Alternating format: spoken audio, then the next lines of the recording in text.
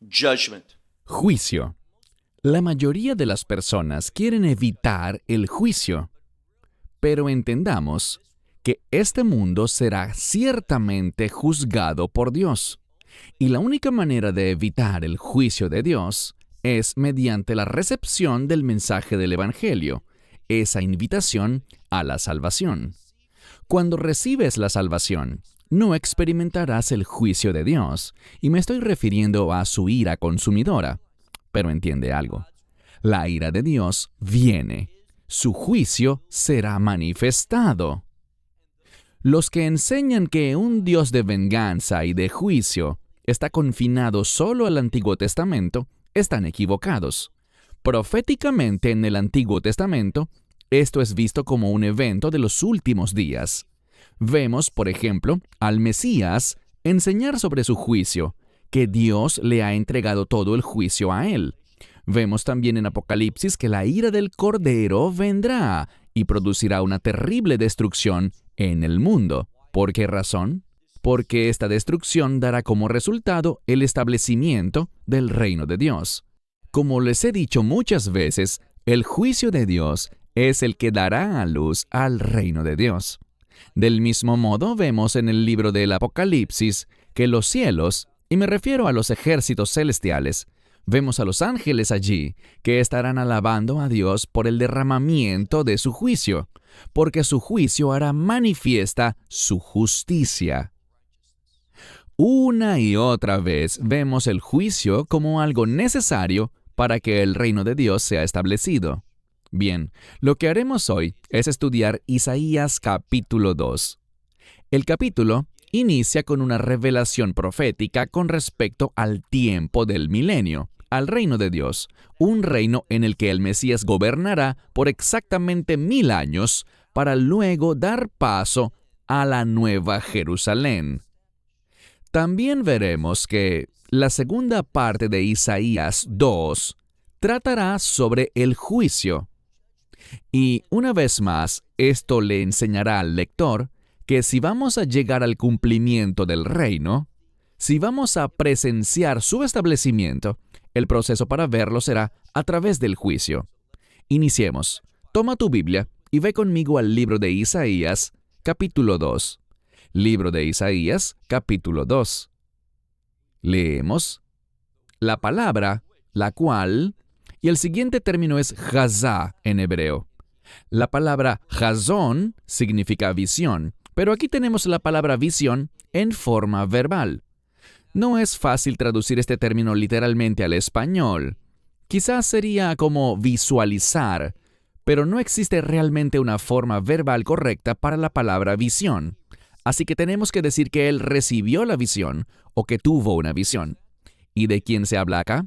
De Yeshayahu ben Amoz, Isaías, hijo de Amós.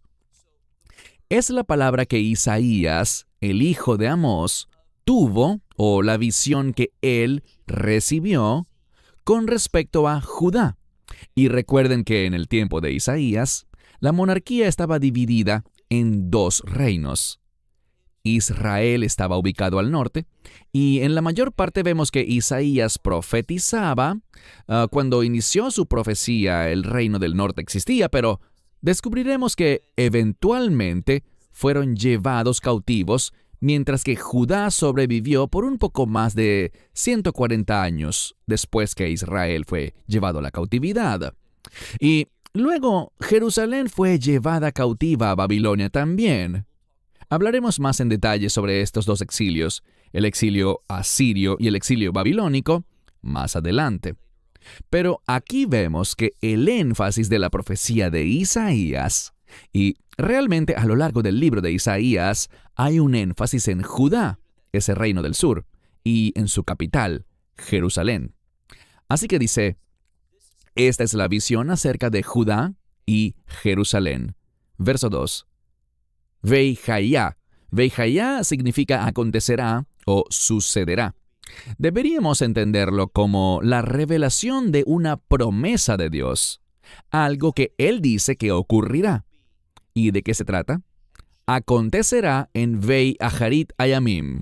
Eso significa en los últimos días. Normalmente cuando nos topamos con el término los últimos días, debemos pensar en la semana 70 de Daniel, en esa semana final, esos últimos 7 años. Pero en este contexto, y lo vemos en otros lugares también, Aharit Hayamim puede realmente estarse refiriendo al reino milenial. Y no hay debate al respecto. Esto habla del tiempo posterior al regreso del Mesías, quien en última instancia llegará a Jerusalén para establecer su reino y gobernar directamente en él. Entonces, en la primera parte de Isaías 2, vamos a ver las implicaciones y los detalles del gobierno mesiánico desde Jerusalén. Y esto no hace sino subrayar la importancia de Jerusalén, no solo en el pasado, sino hacia el futuro, pues Dios establecerá su reino con Jerusalén como capital.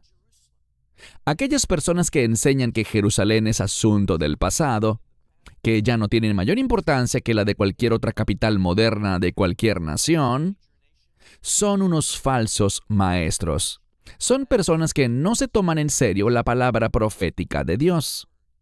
Es alguien que mira las cosas de una manera muy incorrecta, diciendo simplemente que el reino viene, asociando al reino con el cielo, en vez de entender que existe un reino milenial y una nueva Jerusalén.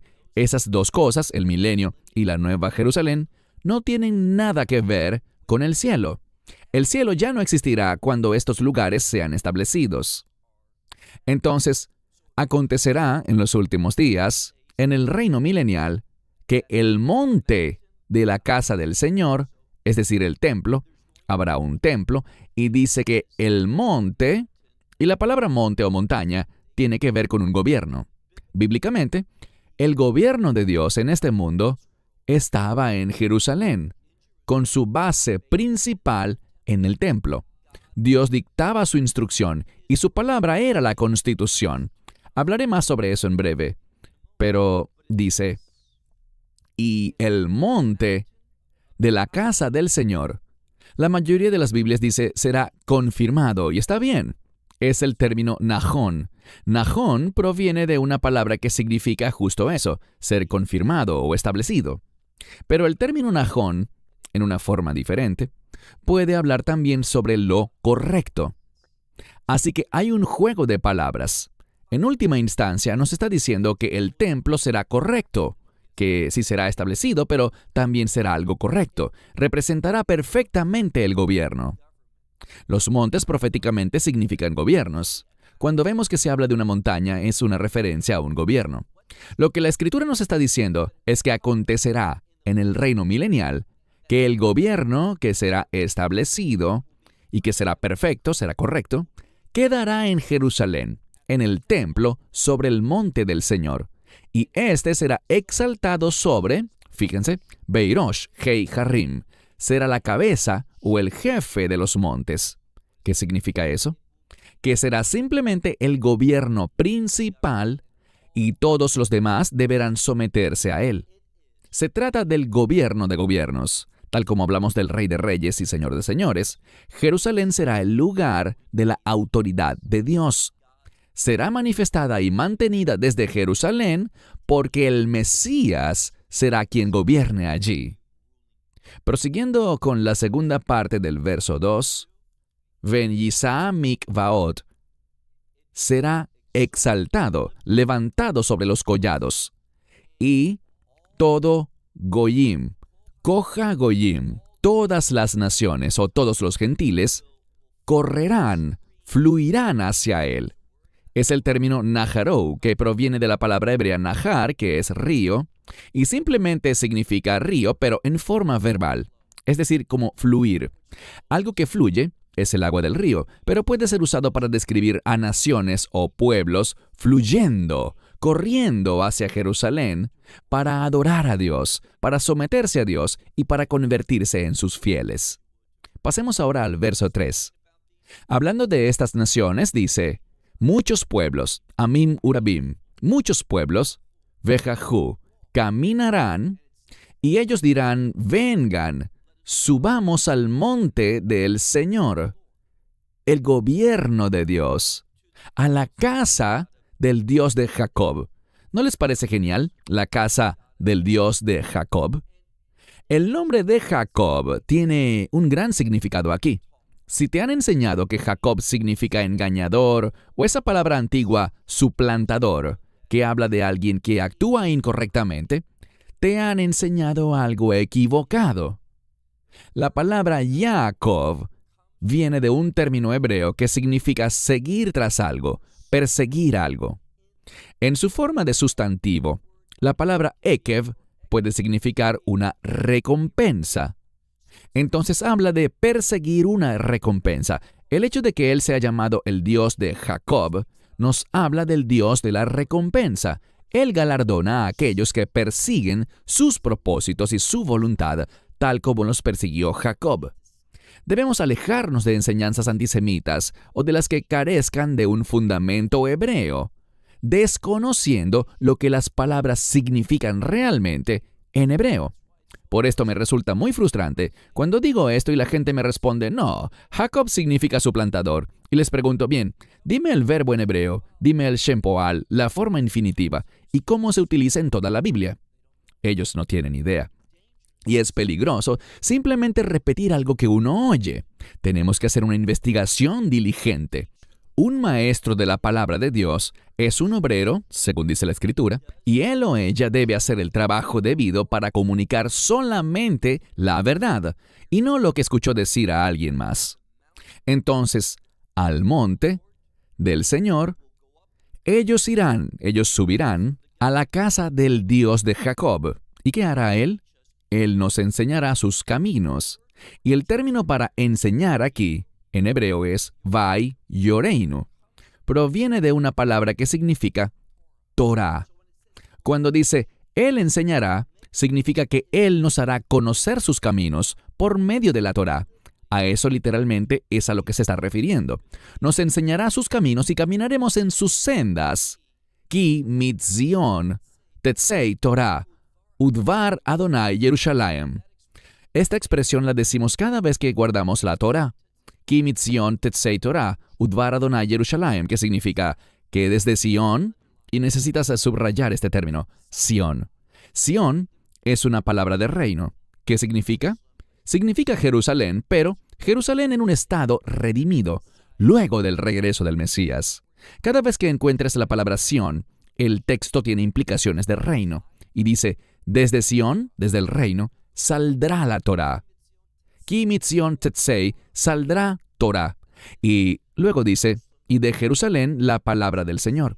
Entonces vemos la palabra del Señor y la Torah formando un paralelo. Es decir, que hay unidad. Aquí la poesía hebrea nos está enseñando la relación entre la palabra del Señor y la Torah.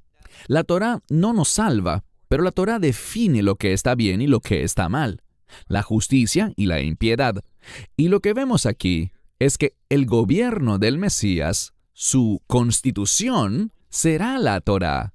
Y cuando dice Él, mira de nuevo el pasaje, Vei Yoreinu, Él nos enseñará, el Mesías enseñará la Torah y lo hará en el reino milenial.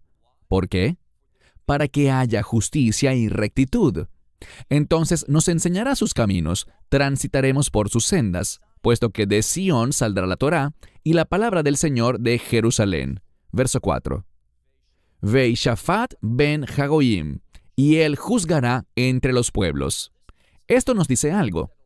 Asistí a una conferencia no hace mucho, y el rabino que estaba compartiendo el mensaje dijo que él no estaba seguro si en el reino de Dios, específicamente cuando el Mesías lo gobierne desde Jerusalén, si habrá algún gentil allí. Y levanté mi mano y dije, ¿qué hay de esto? Aquí dice Amim Rabim. Amim Rabim, muchos pueblos. Y él dijo, bueno, quizás el término pueblos solo se refiere a las tribus de Israel, a las 12 tribus. Debemos despojarnos de esas falsas enseñanzas, vengan del cristianismo o vengan del judaísmo. Está claro aquí que el propósito de Dios es bendecir a las naciones.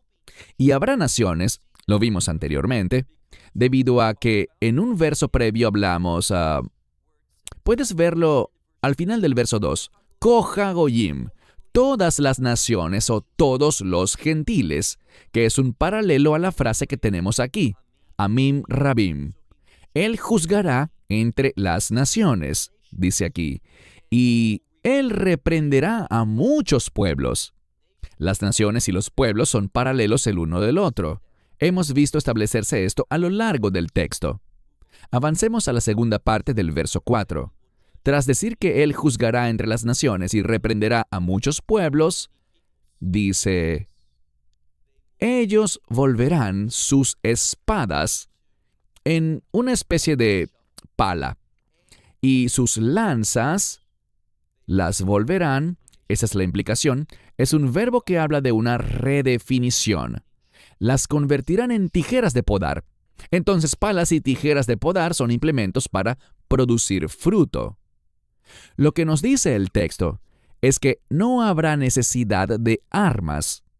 Las lanzas y las espadas no serán más que un recuerdo del pasado durante el reino milenial. No necesitaremos armamentos de guerra porque la Torá establecerá la justicia. Producirá un reino de justicia, donde lo que se produce es fruto y no conflictos ni guerras. Verso 4, al final. Y no levantarán, ¿quiénes? Nación contra nación. No levantarán la espada y ya no se enseñará a nadie más a luchar en la guerra. ¡Qué poderosa declaración! Una vez más, ellos convertirán sus espadas en palas y sus lanzas en tijeras de podar. Ya no se levantará nación para la guerra contra otra nación. No habrá más adiestramientos para la guerra. Todo eso habrá quedado en el pasado. Verso 5. A partir del verso 5, inicia una nueva sección. Y esta sección continuará hasta el final del capítulo 2. Una vez más, a la casa de Jacob vayamos. Vayamos o caminemos en la luz del Señor. Aquí vemos una revelación. Lo leeré de nuevo. Bet Yaakov es un llamado. A la casa de Jacob vayamos y caminemos en la luz del Señor. Lo que esto nos dice es lo siguiente. Debemos tener revelación, y esa revelación es la base para nuestro caminar, para nuestra conducta, nuestro estilo de vida. Noten lo que dice ahora. ¿Por qué? Y aquí nos hablará de cuán alejada está Israel, la casa de Jacob, cuán alejada se encuentra del llamado de Dios. Y por esa razón atravesará un período de dificultades y juicios. Esto se relaciona con muchas dispensaciones en la historia de Israel, pero también con el llamado tiempo de angustia de Jacob. Leemos. Porque a tu pueblo, a la casa de Jacob, tú has abandonado. Y es un término que implica simplemente dejarlos ser, no prestarles la menor atención. En cuanto a lo que quiere decir, podemos pensar en Mateo 7, donde dice, con la medida con la que midas, serás medido. Israel no ha sido serio en cuanto a la palabra de Dios y al estilo de vida que deberían mostrar, su llamado. Por tanto, Dios no será serio tampoco en cuanto a ellos por un periodo de tiempo. Porque dice, miren el verso 6, dice, porque están llenos, ellos están llenos, literalmente es la tercera persona plural, ellos están llenos del oriente, es decir, le han dado cabida a la influencia del oriente, y esto tiene que ver con ocultismo, y como veremos en breve también, idolatría, llenando su nación con brujerías como las de los filisteos, o como los filisteos. Y como hijos extranjeros, leemos aquí, que como hijos extranjeros serán abofeteados. El término aquí puede comprenderse o ser interpretado como una duda. Así como los hijos extranjeros no tienen ningún tipo de seguridad, no conocen la verdad. Verán, esta palabra, y por eso el hebreo es maravilloso, puede significar castigar, como decir, como hijos extranjeros serán castigados, o Ustedes tendrán dudas, no tendrán seguridad, no tendrán la perspectiva que Dios tiene para su pueblo y que Él quiere que conozcamos por medio de su palabra. El verso 7 dice, «Su tierra ha sido llena de plata y oro. Sus tesoros no tienen fin. Y han llenado su tierra de caballos. Sus carruajes no tienen fin». Lo que vemos aquí, y esta es una prueba importante de algo, y me refiero a que la riqueza y la prosperidad no es sinónimo de que alguien tenga una buena y correcta teología o un estilo de vida que le agrade a Dios. Aquí dice, ustedes son extremadamente ricos, tienen oro y plata, tienen caballos, sus carruajes son incontables. Es decir, que en este punto, el pueblo judío era excesivamente rico y poderoso. Pero eso es algo temporal. Dios traerá un cambio. Él los conducirá a su disciplina, los abandonará y dejará que lidien solos contra las naciones como consecuencia de haber abandonado la palabra de Dios. Entendamos que algunos de los más acaudalados y prósperos maestros de la Biblia hoy en día son también los mayores farsantes y falsos maestros. Un principio que vemos aquí. Verso 8. Han llenado su tierra de ídolos, la obra de sus manos, para postrarse ante la obra de sus dedos. Entonces, ¿se postran ante lo que sus manos han hecho, lo que sus dedos han formado? Eso es ridículo.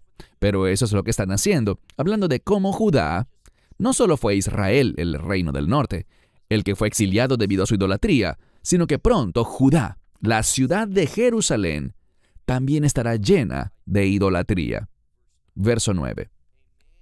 Un hombre se postrará, hablando de idolatría, un hombre se postrará y se humillará a sí mismo y dice, Fi'al tisa lehem, no lo perdones. El hecho de que ellos se postren y se humillen a sí mismos frente a los ídolos, dice, no los perdones. Es un claro llamado al castigo, al juicio de Dios sobre su pueblo. Y por tal razón dice, vayan a la roca, es decir, escóndanse debajo de las rocas, escóndanse en el polvo. ¿Por qué? Mipanei pachad Hashem, debido al temor, y este no es el temor del Señor, ese es Yirat Hashemayim. Esta es la palabra pachad, que significa estar aterrorizado, porque están aterrorizados a causa del Señor, debido a la gloria de su majestad. Y esta palabra también puede significar su inteligencia, porque Él lo sabe todo. Él está al tanto de cada pecado y Él se moverá en contra de ellos. Verso 11. Los ojos altivos de los hombres, es decir, los ojos llenos de orgullo, dice, los ojos altivos de los hombres, dice que Él hará algo. Humillará y abatirá al pueblo enaltecido.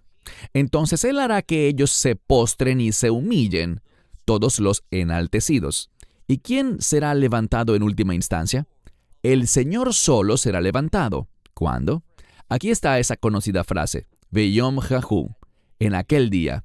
Y recuerden, cada vez que esa frase Beyom Jahu aparece en la Biblia, es una referencia al día del Señor, al juicio, al castigo de Dios sobre este mundo.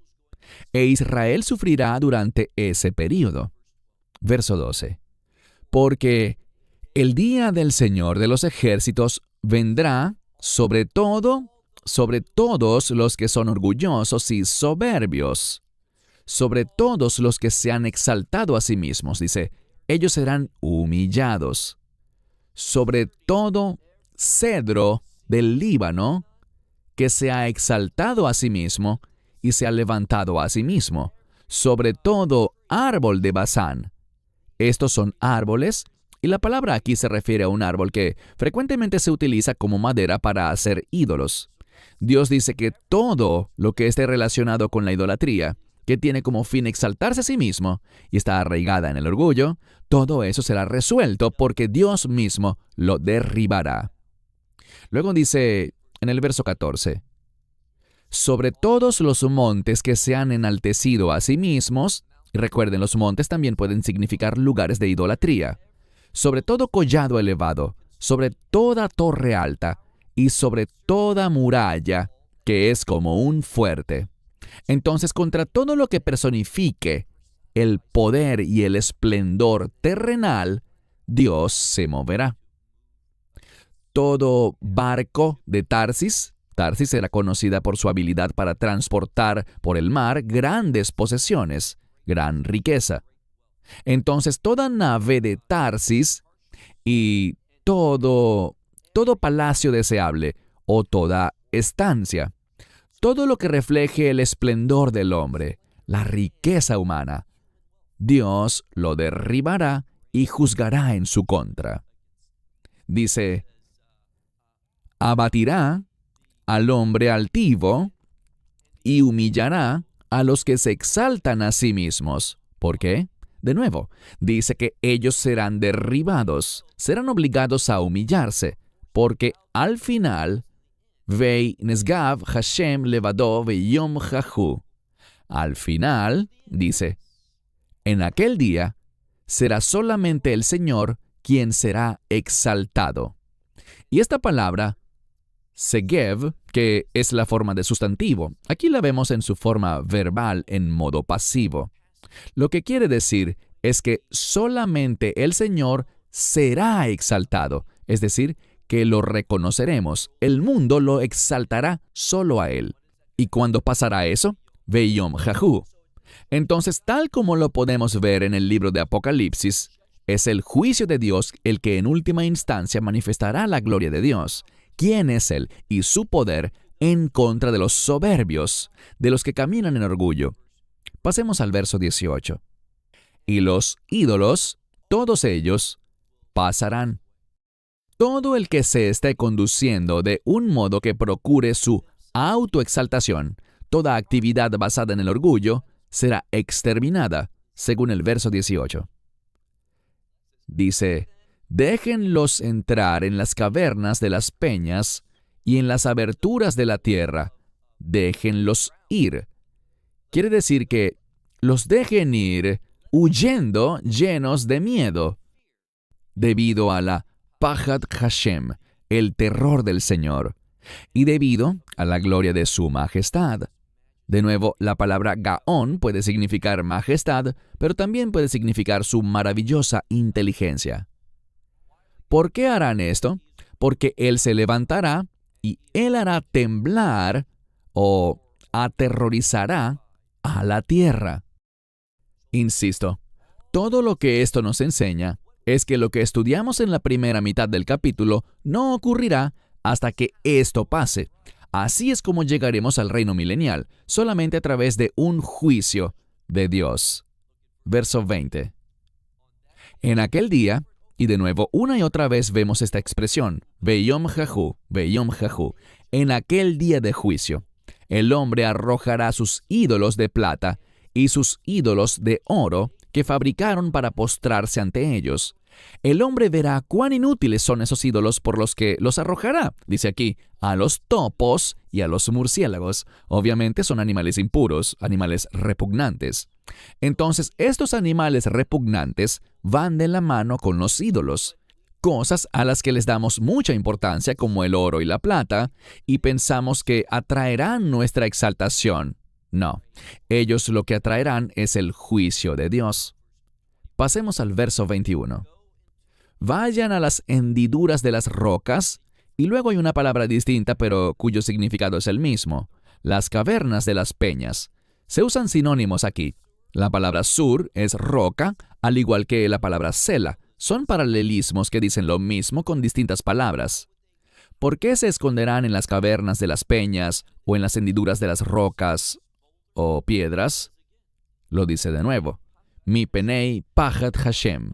Debido al terror del Señor, debido al esplendor de su majestad. Cuando Él se levante para hacer temblar o para aterrorizar a la tierra. Entonces, una y otra vez vemos este juicio que viene. Último verso, verso 22. Dice, deben cesar del hombre. Y lo que quiere decir es que debes deshacerte, tienes que alejarte del hombre idólatra, de aquel cuya alma está llena de ira. Algunos lo traducen de un modo más literal, pero pasan así por alto el modismo aquí, al decir cuyo aliento está en su nariz. Esto del aliento en la nariz es como lo que seguramente han visto en algunas caricaturas, cuando un personaje se enoja y respira muy fuerte y ves como un humo que sale de su nariz. Pues es lo mismo. Nos habla de una persona que tiene un espíritu enardecido. Y la gente tendrá siempre un espíritu enardecido a menos de que conozca el gozo del Señor. Es solo mediante la redención y la salvación que somos transformados en personas que ya no viven airadas. ¿Por qué están airados? Porque están frustrados, porque intentan exaltarse a sí mismos, lo cual es algo inútil. Eso no produce verdadera satisfacción. Pero cuando exaltamos al Señor, es cuando hallamos gozo, paz y satisfacción. Podríamos decir, desistan, apártense de ese tipo de personas que tienen un alma enardecida, porque, dice, Veimá nach Shev Ho, ¿cómo será considerado?